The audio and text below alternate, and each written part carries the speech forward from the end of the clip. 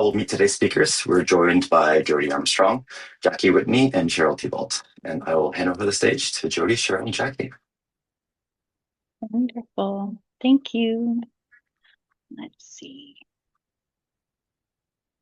Just taking a moment to share the presentation. Hopefully that looks all right. Hi, everyone, and welcome. I hope you probably have some idea of why you're here, but today we are talking about reliable dew point measurements and smart dehumidification to enable next-gen battery lines. We'll start with a little introduction. So hello, everyone. It's wonderful to be here. Thanks again for joining. My name is Jodi Armstrong, and I'm an application engineer with Vaisala, covering our precision instruments, which are primarily measuring humidity, low dew point, and CO2. My background is in chemical engineering, and I've spent the last 6 years with Vaisala serving customers across a number of critical industries and demanding applications, including multiple applications within the battery industry. I'm joined by my wonderful colleague, Jackie, who I'll allow to introduce herself next. Thank you, Jodi. Hi, everyone. My name is Jackie Whitney. I'm currently a business development manager with Vaisala, and over my past 4 years here, mostly as an application sales engineer, I've been focused on building in-depth industry and application-specific knowledge to best support our customers, including a special focus on the battery industry. I have a background in mechanical engineering, and I've had the fortune of taking part in many Volta Foundation events in the past, and I'm excited to be sharing insights with you all today. We are pleased to also be joined by another industry expert outside of Vaisala. Cheryl, go ahead. Great. Thanks, Jackie. Hi, my name is Cheryl Thibault, and I'm with Munters Corporation. I work with our global team and product management to bring forward market intelligence related to the battery manufacturing industry. I've been with Munters for 30 years in a variety of roles, from applications engineering to sales to product management. And I've worked closely with our customers to apply both our dehumidification and air pollution control solutions to their manufacturing processes, all with the main goal of minimizing energy consumption as much as possible. So I'm very happy to be invited here today to join Jodi and Jackie from Vaisala to talk about how both our products play roles in saving energy for next-gen battery lines. And we'll continue with a little introduction to Vaisala. Across Vaisala, our united purpose is to take every measure for the planet.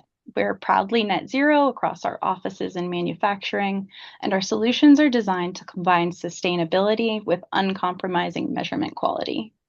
Vaisala is a sensor technology company at its core. We research, develop, and manufacture our own measurement technologies for challenging environments.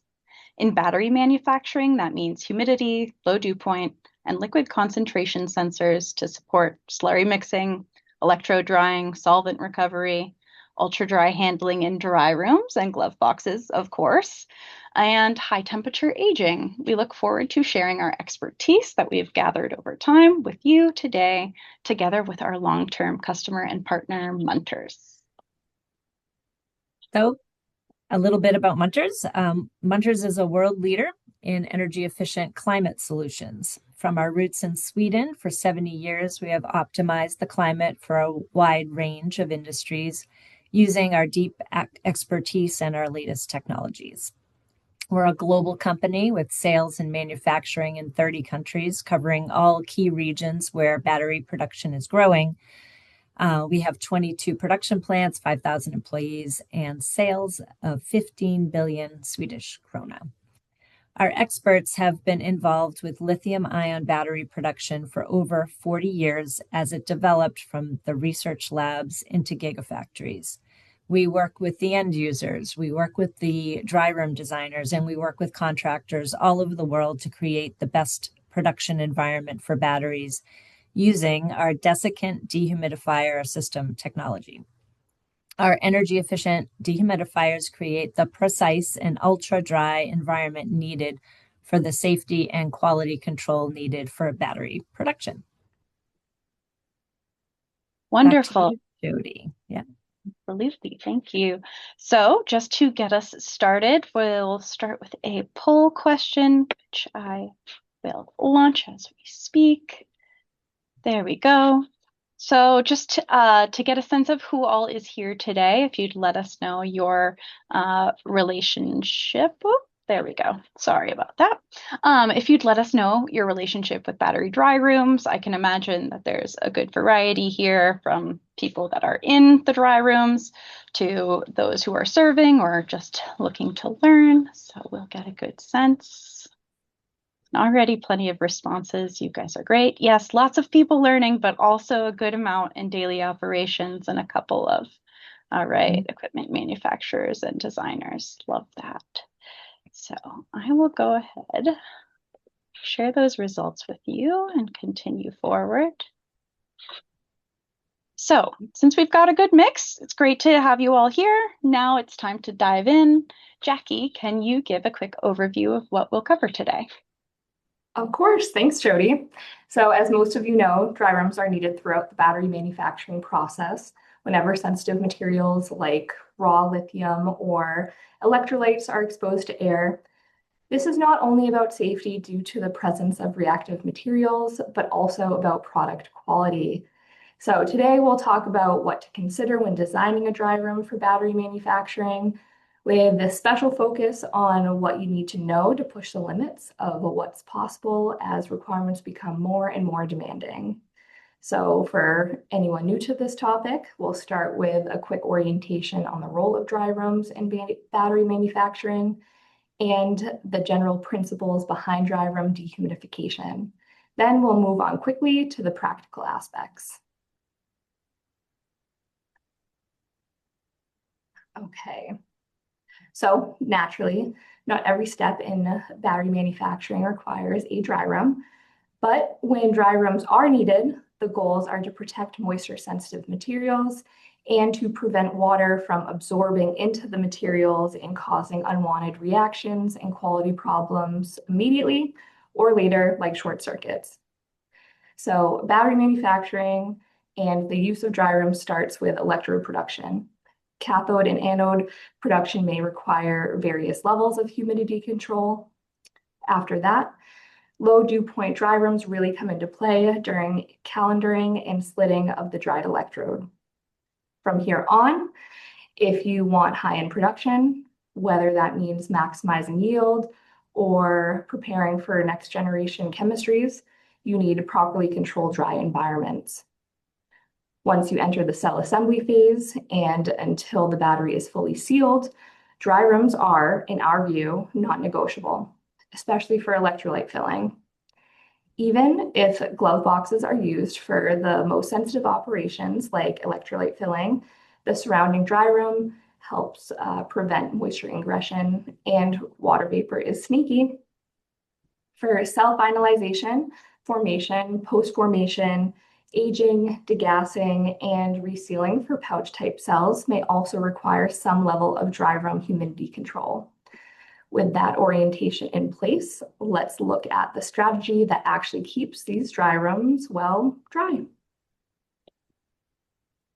Great. Thanks, Jackie. I will take over from here. So the important thing to understand about dry rooms is they are the biggest single contributor to battery factory energy use. And a lot of that energy is associated with the dehumidifier used to control the humidity level.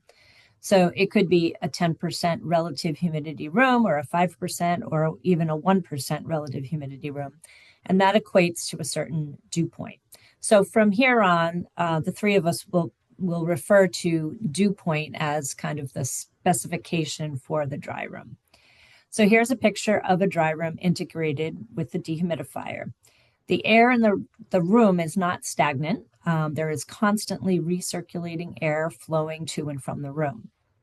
Since the dehumidifier supplies drier air than what is actually in the space, this creates a delta or a moisture differential.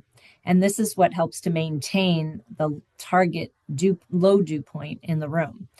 So when there are people working in the space, they create moisture. The rule of thumb is about 100 to 125 grams per hour per person is created by just people working in the room. So there needs to be enough dry air flowing into the room to account for this moisture that's being created over time. So in this case, the room is set at a negative 40 Celsius dew point. That is a very extremely low amount of moisture in the air. We pull out what we call return air, shown in yellow, and recirculate that back to the dehumidifier. And we supplement the dehumidifier with some outside air as well. The dry air coming out of the dehumidifier is much drier. It would be at an even lower dew point, so a negative 55 or negative 57 Celsius dew point. And this is called the supply air, shown in blue, and that is sent back into the dry room. And moisture sensors are placed on the return air and the supply air ductwork to ensure performance, and they can also aid in operation and control of the dehumidifier, which we will go into a little bit later. So next subject is how to determine the size and the airflow rate for the dehumidifier. Thanks. So in the next slide, basically the calculation for the dehumidifier airflow rate is rather complicated, but we'll try to simplify it for today into two key important considerations. The first one is what that dew point target is, or your set point for the room. And this is determined by the customer for whatever battery chemistry is involved and to ensure optimal battery quality. And then the number of people that are working in the room at any one time. So these two factors influence the overall size, footprint, cost, and running costs for the dehumidifier. For rooms with ultra-low dew point targets, even minor adjustments can trigger significant shifts in airflow and energy costs. So for the case of a 4-person room with the target dew point of negative 40, the next few slides will illustrate how the airflow can exponentially increase if we change that dew point setting. So next slide, the airflow goes up by a factor of 4 if we adjust that dew point down to negative 50. And then if we adjust that down to negative 60, it goes up by another factor of 4, or overall 14 times what we originally started. So we're up to 90,000 meter cube per hour of air. And if even more people are added to the room, the airflow would go up even more because of the added moisture load.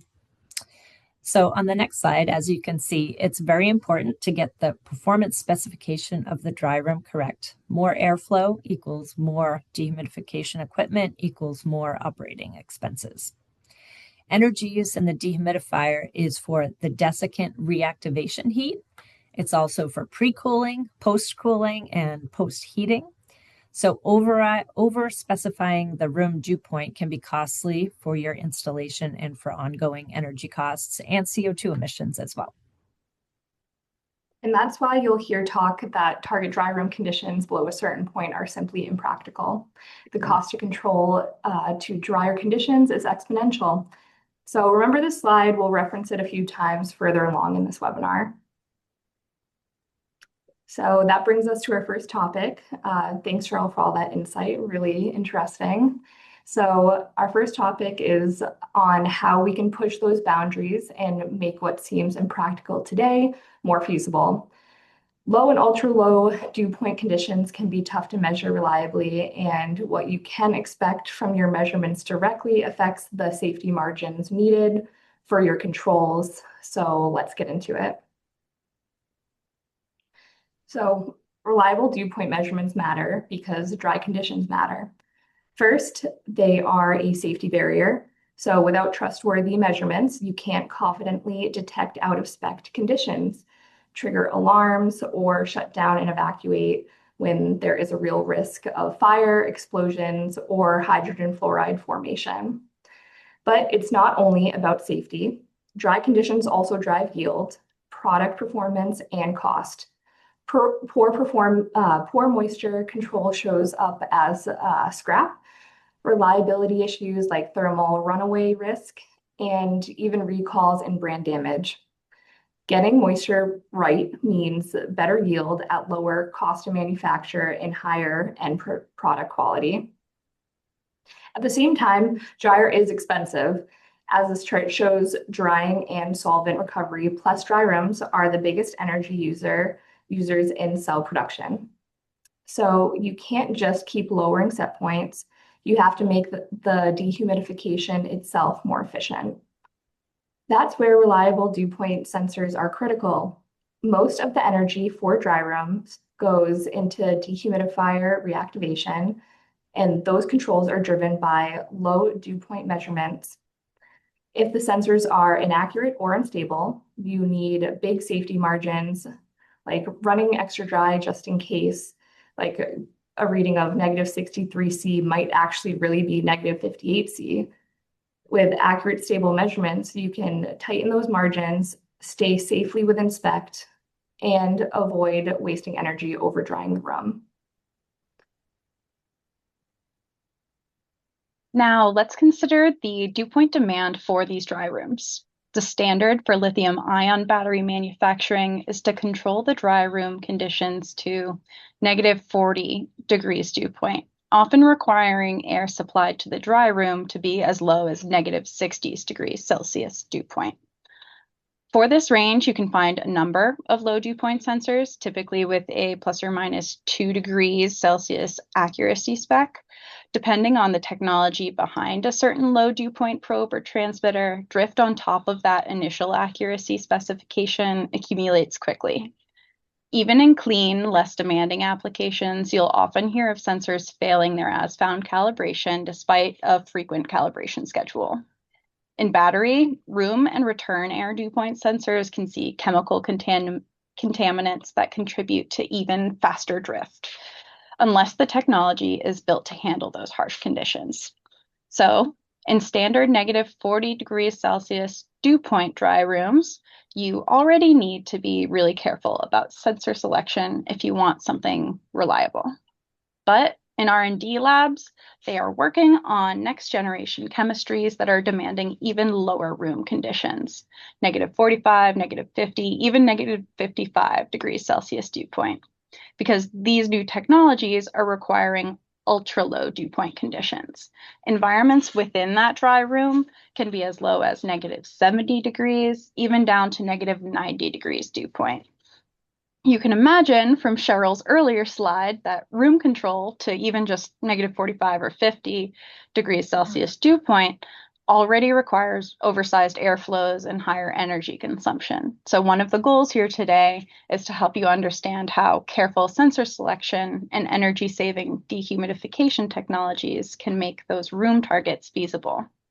As for room control down to -70 degrees C dew point and below, that's still, in my opinion, truly impractical. Prohibitive energy costs aside, as you push closer to sub-ppm levels, it's challenging to keep even small spaces well controlled, never mind an entire room.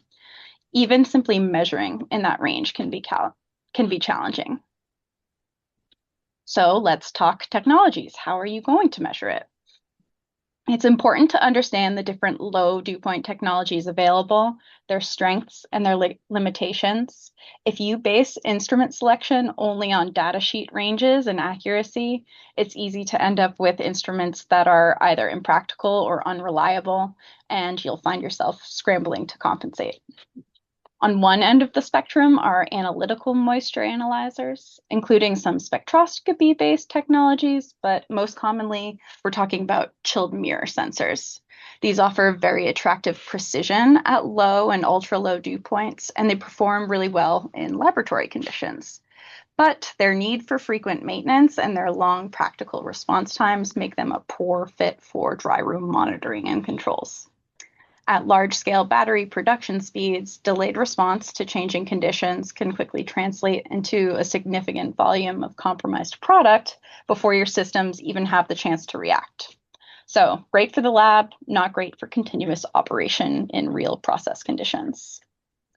On the other end of the spectrum are aluminum oxide sensors, which are common in many other low dew point applications. These often claim measurement capabilities down to -100 degrees Celsius dew point, which is extremely low, and they rely on water vapor moving in and out of a thin porous layer of aluminum oxide. The drawback here is that they're well known for drift, especially after exposure to higher humidities, even sometimes ambient humidities, chemical contaminants, dust, and dirt. In battery dry rooms, that long-term instability means they're simply not trusted to reliably avoid risk. In between sits Vaisala's dry cap technology, which is based on a thin film capacitive polymer, a technology popularized by Vaisala. The benefits of this technology start with its practicality for real process conditions. Vaisala's dry cap sensor is based on a thin film capacitive polymer technology, which today is the industrial standard for normal humidity measurements.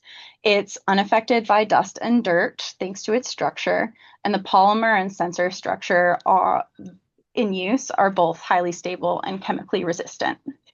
But the base measurement taken by these sensors is associated most closely with relative humidity. And a negative 40-degree dew point room is running at less than 0.5% relative humidity. So it takes special technology beyond the sensor structure and the polymer to produce the sensitivity and measurement stability needed to make a reliable solution. For Vaisala's dry cap sensor, the key added technology is our patented auto calibration feature. This is an integrated automatic feature that applies heat to the sensor and then tracks relative humidity and temperature as the sensor cools down. This data is extrapolated and used to apply a minor offset correction based on the reality that at an infinitely high temperature, relative humidity should approach zero. Auto calibration happens in the background automatically on a regular basis, effectively eliminating sensor drift in very dry conditions. Then there's one more additional feature relevant for battery that's tackling drift on the more wet end of the spectrum, which is a sensor purge function that evaporates off chemical contaminants which may have made their way into the sensor. Altogether, the effect is a very precise, accurate, and stable measurement. In clean compressed air applications, different worlds than ours, we regularly recommend a 2-year calibration interval because the performance is just that reliably stable. That said, there are a few reasons to calibrate more frequently than that in battery applications, but we will touch on that topic a bit later, so stay tuned. Now, ideal sensor technology does you no good if the sensor is measuring the wrong air. So if you want reliable measurements, you also need to be careful about how the sensor is placed and installed. This is because these sensors can only measure the environment they are exposed to. To get a representative measurement in ducts, you want to place the sensor away from dead spots and in the center of the duct, ensuring that the sensor will get hit with good airflow. Otherwise, the best case is that practical response time suffers, and the worst case is that the location where the sensor sits simply doesn't reflect the majority of the air flowing through the duct. You also should be mindful to install in a well-mixed section, installing just inches away from the outlet of the dehumidification unit, for example, doesn't allow for proper air mixing before the measurement location. That sensor is almost definitely influencing the DHU controls. So if it isn't a good representation of the actual duct air, the DHU will act on bad information. So in the rooms themselves, the same principles apply. Everyone is looking for a fixed rule about where to place room sensors. And Cheryl will mention how experienced designers can provide the best input on general measurement locations. But in addition, you need to use your own judgment, remembering that the sensors can only measure the local conditions they are exposed to. So think about what zones are the most critical. Place sensors there so you know the process will be protected. If you are cautious and a space is especially critical, maybe you want to add redundant sensors to give you added confidence, or enable you to replace one sensor mid-operation because the redundant sensor ensures no break in monitoring. I'd also think about where moisture ingression is most likely. Place sensors there to quickly identify moisture in the spaces most likely to see excursions. And where are the people? Don't place sensors immediately in front of them, because if operator is breathing directly over a sensor, even with mask, the sensor should pick up that moisture. So instead of place sensors between operators and critical spaces to catch if people are adding so much moisture load that it doesn't dissipate to sufficiently dry levels before reaching the process. And when you can, consider local heat sources. A good sensor should be able to measure reliably even in a warmer space. But calibrations are almost always performed at room temperature, and not all sensors are well modeled to continue performing in spec at 30 degrees Celsius instead of 23 degrees Celsius. While on the topic of practicalities, Cheryl, we know you have some good insights on energy-saving dehumidification technologies, and now would be a good time to hear about some of the practical ways to improve dehumidification energy efficiency. Okay, great. Thanks, Jackie. I will jump in here and we will talk more about the dry room airflow design and dew point control strategy. So next slide. Here is another view of a large dry room with a single integrated dehumidifier, so you can see the airflow going through it. It's best to work with a designer to ensure proper airflow with supply and exhaust registers positioned to allow a good sweeping of the room. You may want a certain supply drop of dry air near certain process equipment because those are critical pieces and you want the driest air to go there. And also 3D fluid dynamic modeling can be used to help ensure proper mixing in the room. It'll model this for you in advance so that you can see the setup, and it will indicate where best to place the room dew point sensors to get these well-mixed representative measurements. So in addition to having sensors located in the room for quality control of the room, you'll also want sensors in the return and supply ductwork going to and from the dehumidifier. And in terms of a control strategy and functionality, there are some choices to make. So one strategy is to just dry as much as possible. So we set up the dehumidifier based on worst case conditions and we just let it run at that level. So on hot, humid days in the summer, it will meet dew point. On cooler, less humid days, it will likely overperform. And many customers are okay with this and think, okay, that's fine. The drier, the better. Let's just keep this simple. But to optimize energy usage, you may want to consider a control strategy using the dew point measurements that we have available. So another strategy is to control the dehumidifier using the return air sensor in the yellow duct or the supply air sensor in the blue duct. One of these can be used to modulate the reactivation heat energy inside the dehumidifier. So if we choose to use return air, that is probably the best one, and it's the most stable indicator that the room is meeting conditions. It's best for control in single room configurations, and it directly accounts for the moisture load in the room from people and processes. If we choose to use the supply air sensor, it's a simpler control scheme, but it could be less energy efficient as it ignores the effects of the internal moisture load in the room. So the room dew point could be drifting significantly and the feedback will be delayed, and it will take some time to see that show up in the supply air dew point from the dehumidifier. So the control won't be as robust and you won't get as quick a response. However, for situations where you have one dehumidifier supplying air to multiple rooms, that would probably be the simpler approach for that. So using sensors for control of the dehumidifier will help optimize energy and avoid wasted energy. So speaking of energy, I wanted to talk about one more thing regarding purge technology that's used on the dehumidifiers. So next slide. Oh, did I go too far? Yes. Great. Yes. Thank you. So most people are familiar with the typical two-zone dehumidifier, which has process air going through most of the rotor and a small stream of heated regeneration air going through about a quarter of the rotor to regenerate the desiccant and make it available to absorb more water. Reactivation heat is typically close to 300 degrees Fahrenheit or 150 degrees Celsius for this type of application involving low dew points.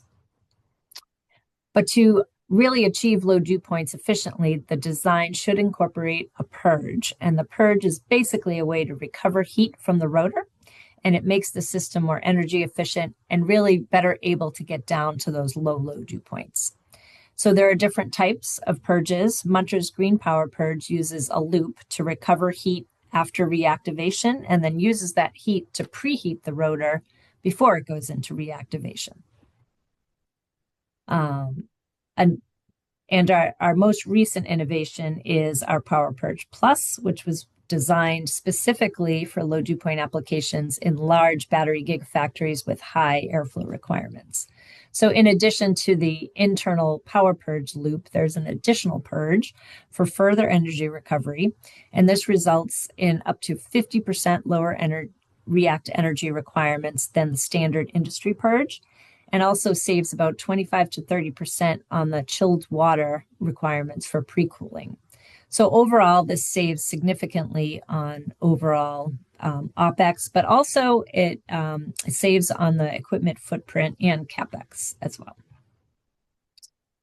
So just a quick case example. So energy savings can vary depending on dew point.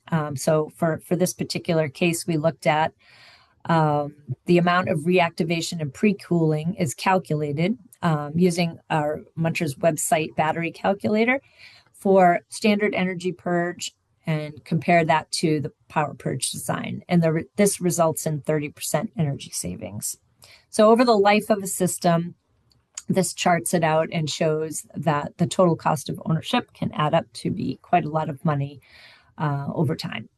So battery production is expensive, and customers are now scrutinizing and optimizing dry room operating and maintenance costs more and more. So Jackie, I think our next subject is on proper calibration of instruments. Yes, those developments in dehumidification technology are going to be crucial moving into the future, Cheryl.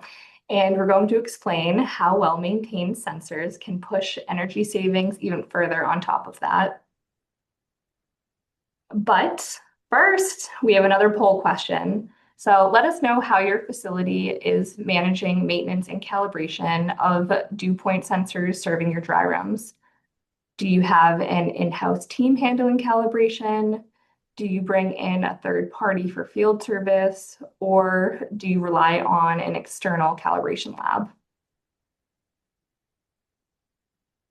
Already got 30 or so results. That looks lovely with a good mix and a good amount of both in-house and commissioned services. So that's nice to see. Very interesting. Yeah, definitely. All right, thank you for taking part in the poll. I like the variety that we have going so far. So if we have any metrology folk here, you already know that regardless of what is being measured, and even with the most advanced technologies, all sensors drift to some degree, and calibration is essential. And as the poll questions indicated, there are many different approaches to calibration for your dry room dew point sensors.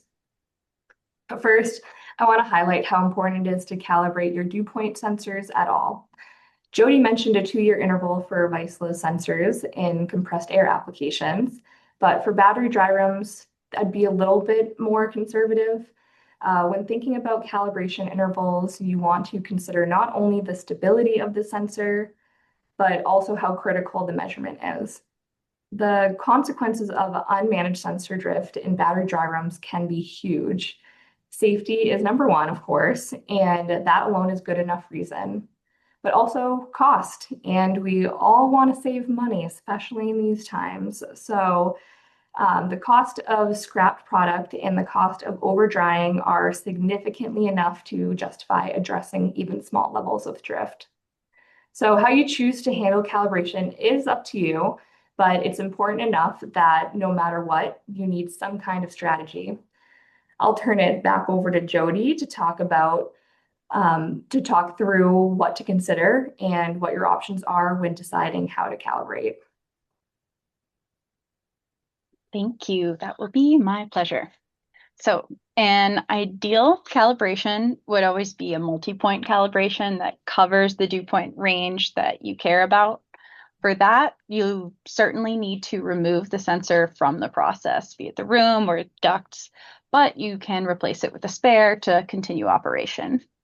These calibrations require equipment that can create multiple stable low dew point conditions, a traceable reference, and metrology expertise. So some gigascale factories and calibration houses or other large operations might be capable of supporting these calibrations, but the go-to option for multi-point is to order services from the sensor manufacturer. They've got the equipment and the expertise needed, and they're often the only ones capable of performing a calibration adjustment if a sensor is not performing within spec. But for operations where stopping the line to switch out a new sensor is really costly, I appreciate that you likely want to lean on field calibrations. In this case, you won't need to create different dew point conditions, but you still need to find a calibrated reference to measure the same air that your process sensor is seeing. Options here can be pretty limited. Portable chilled mirror solutions exist, but they have the same drawbacks as any other chilled mirror sensor. They can be finicky or slow, and if you're contracting or delivering calibration services, time is money. Waiting for a matter of hours at each measurement point will quickly add up. The ideal field calibration solution is a portable probe that can be installed alongside whatever sensor is being calibrated, and that minimizes uncertainty associated with sample lines. You'll want to look for something with a traceable calibration certificate, which I recommend that you don't just check off the list that it exists, but actually look at the details. A fast wet to dry response time, and a way to visualize readings so that you know when a measurement has actually stabilized. So care taken to properly calibrate your dew point sensors translates directly to accuracy and reliability of their performance, and their performance translates to very real energy savings. When a sensor is not performing accurately, either due to drift or even a poorly performed calibration adjustment, the actual dew point condition might be sufficiently dry, but the sensor could be telling the dehumidification controls to work harder because it thinks the condition is too wet. So the DHU responds using more energy to produce even more dry conditions, even though that wasn't needed. Cheryl, can you maybe help us put this all together from your wider perspective on energy efficiency and dry room dehumidification? Thanks, Jodi. Yeah, I think you said it well. I might just add that for small dehumidifiers applied to a lab, it may not be as big a deal. But when we're talking about scaling this up for next-gen gigafactories running 24/7, and you have multiple large dehumidifiers all overperforming like this, it does add up to be a lot of wasted energy. So now that we know we have accurate sensors and measurements, and we can have calibration plans to keep those sensors from drifting, this is definitely something operations managers should focus on to improve production efficiency. So, how much energy waste are we talking about? That brings us to our last poll question of the day.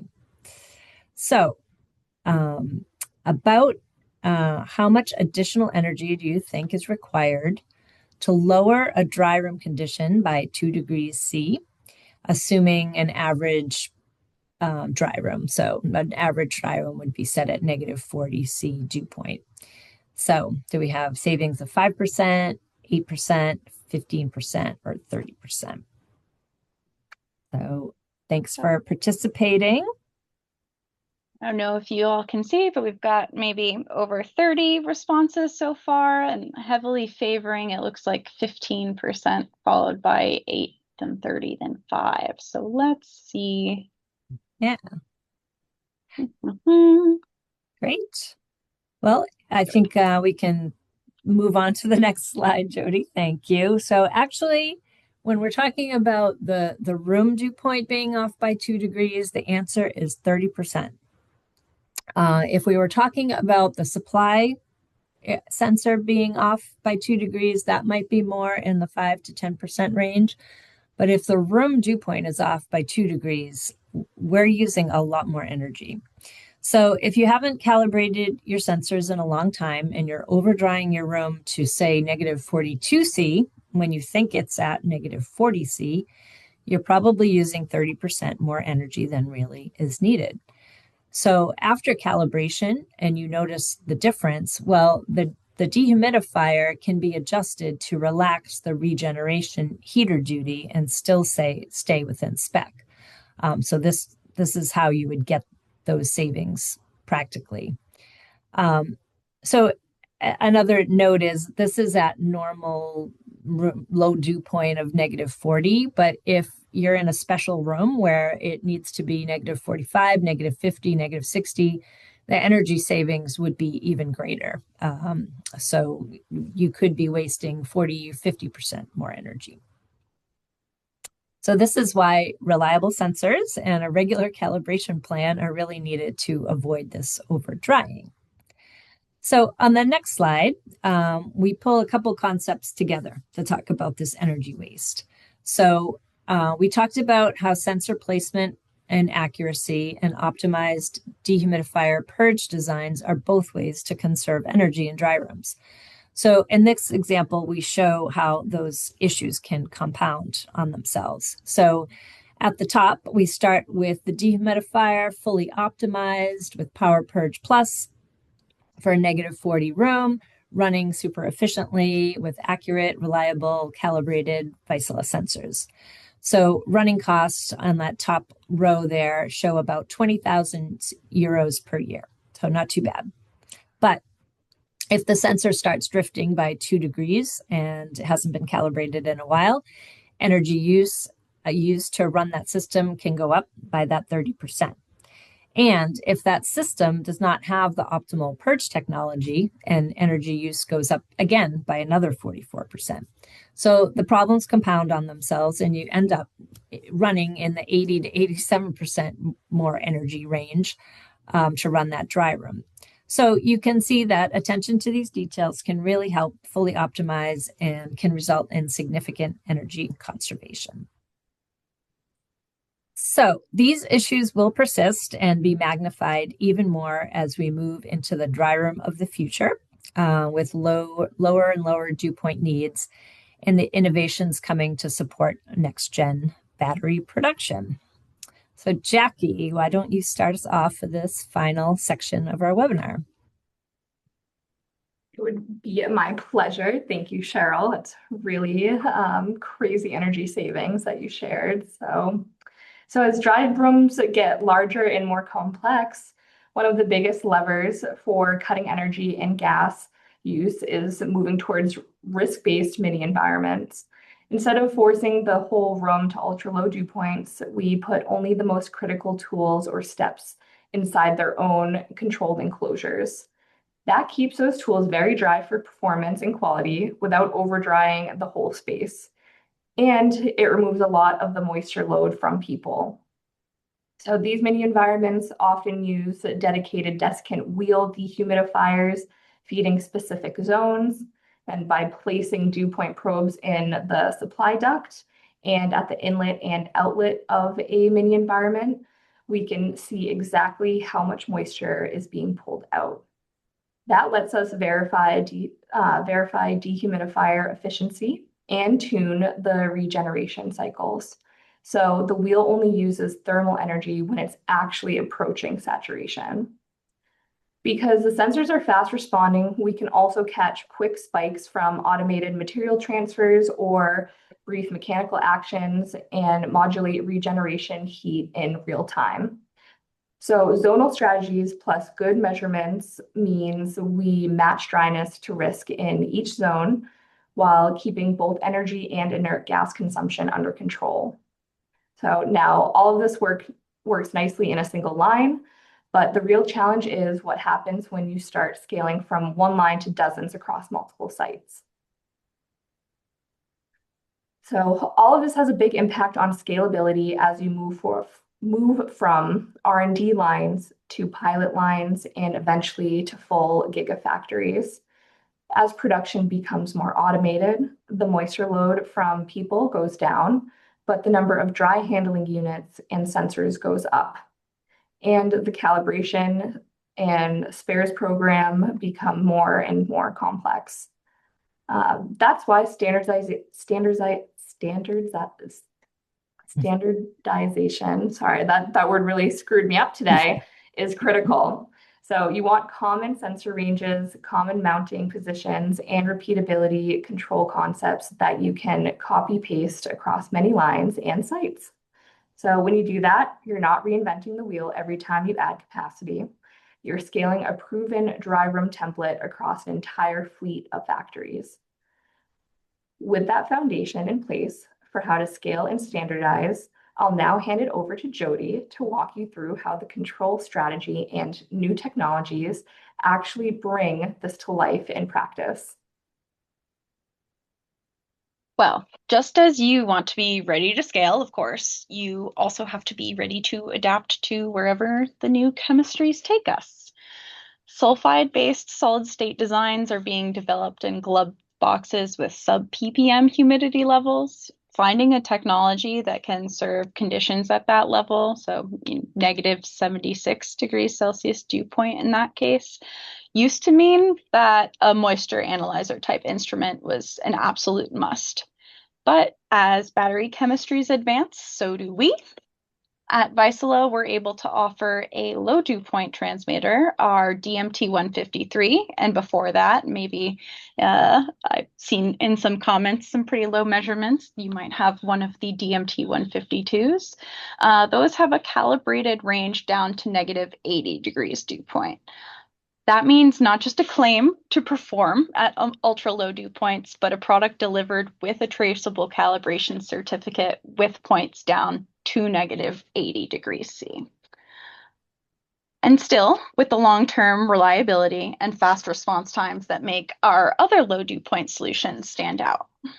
The next step for us will be to serve an even further extreme. Lithium sulfide chemistries are demanding less than a tenth of ppm, so that's negative 90 degrees Celsius dew point. While we know the DMT-153 can measure at this level, we at Vaisala take our measurement claims very seriously, so we are not ready to promise a specific accuracy at that level. But what I can say is that Vaisala's commitment to pioneering research and development of sensor technologies means that I have faith that we are going to get there. Moving on, if you can trust your sensors at extreme conditions, and I can rewind a few slides, bear with me.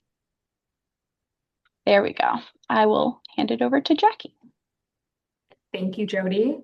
So when we talk about sensors in dry rooms, we're not just talking about getting a number on a screen. We're really talking about how far along you are on the journey from basic sensing to analytical quality data that can drive real control and optimization.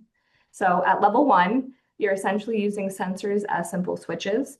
They give you basic alarms or on and off signals once a threshold is crossed.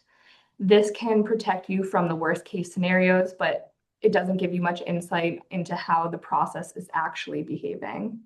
So at level 2, you move into reliable, traceable measurements. Here, the focus is on measurement quality, so calibration, documentation, and data you can trust for QA and for audits. So you're still mostly reacting to what the sensors tell you, but you now have confidence that the data is correct.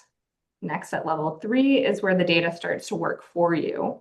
At this stage, you're using process analytics and optimization, trending dew point versus yield, correlating conditions with defects, and using that information to tune set points, maintenance intervals, and operating strategies. So instead of just staying within limits, you're actively improving performance. Finally, level 4 is AI-driven control. Now you're feeding that high quality data into advanced control algorithms that can predict issues before they happen and automatically adjust conditions in real time. The AI is continuously learning from your process, so the systems becomes more efficient and more robust over time. So the key message of this slide is the same sensor network can support very different levels of value, and the real opportunity is to move from simple alarms towards analytical quality data that ultimately enables AI-based control. Now I'll throw it back over to Cheryl to chat a little more on smart dehumidification and AI-driven controls. Thanks, Jackie. I'll be brief because I know we're running short on time and we want to reserve some time at the end for questions. But yeah, I mean, smart dehumidification will be reliant on this high quality level 4 data. Last year, Munters launched advanced AI controls for our dehumidifiers to optimize performance and energy. And we see this growing in the future as customers wish to adjust and optimize energy. So the PLC will monitor system status, collecting data from the sensors, and the AI control will anticipate how the dehumidifier and the room affect each other, and will automatically adjust to maintain the correct humidity. So we're currently training AI models to use historical data and real-time data to learn the patterns, predict spikes, shift changes in ambient conditions, and it will use sensor measurements to optimize the regeneration heat instead of running like the drier, the better. So for now, this is not a self-learning AI for security reasons, but customers will benefit from fewer excursions, less overdrying, and less energy use. And this will increase the importance of these accurate measurements, calibration programs, and sensor reaction times. So exciting times ahead for next-gen battery manufacturing and energy conservation programs. So I think it's time to sum up, Jackie. Yes, so I know we just have a few more minutes. So just some key takeaways regarding what we went over in this webinar. So first, measurement and control. So if you want to run ultra-low dew point reliably, you need realistic dew point ranges, unified sensor types, and good basic hygiene around calibration and drift checks. And then second, energy use. So it's very possible to cut energy without sacrificing control. That means understanding how bad sensors can quietly drive up regeneration energy or push you out of spec. Preferring room or return air-based controls where it makes sense, and designing from fundamentals. So return versus supply air dew point, dry air mass flow, and the moisture loads from people and process. Techniques like the power purge can then deliver very significant savings for low dew point rooms. And then finally, the future of dry rooms. So we're moving towards smarter, more scalable systems. So that includes separating dehumidifier control sensors from independent QA and monitoring sensors. So you can compare and trust the data using the analytical quality measurements to enable advanced analytics and AI-based control, and adopting zoning in many environments so you can scale from startup to lines to gigafactories while keeping energy per kilowatt hour in check. So if you keep these all in mind, good measurements, efficiency control, and forward-looking design, you'll be in a strong position to build dry rooms that perform well today and are ready for what's coming next. So thank you all for attending our webinar today. There's some resources below. Feel free to download this presentation once it's done. And now I'll pass it back to Michael. Great. Thank you. Classic presentation from Jodi, Cheryl, and Jackie. Lots of really important and valuable tips and tricks for dew point measurement and moisture. So as a quick reminder, we have a little bit of time left. If you click on the bottom black bar, you'll see a Q&A function, and this is what we'll be conducting our Q&A. Just a little bit of time here, so we'll answer some of the questions. So Scott asks, we have tons of Vaisala sensors, and as far as I know, they only have a linear offset on the input voltage reading, which means that if there's a nonlinear drift, the sensor needs to be calibrated for a specific humidity range. So this question to the team, Does Vaisala have a method for calibrating across the whole humidity range, or is it recommend just to focus on a specific range? So, for example, like relatively wet, -30°C for alarming in a dry room, or very dry, -90°C in a glow plux environment. Yeah, so I will go ahead and take that one.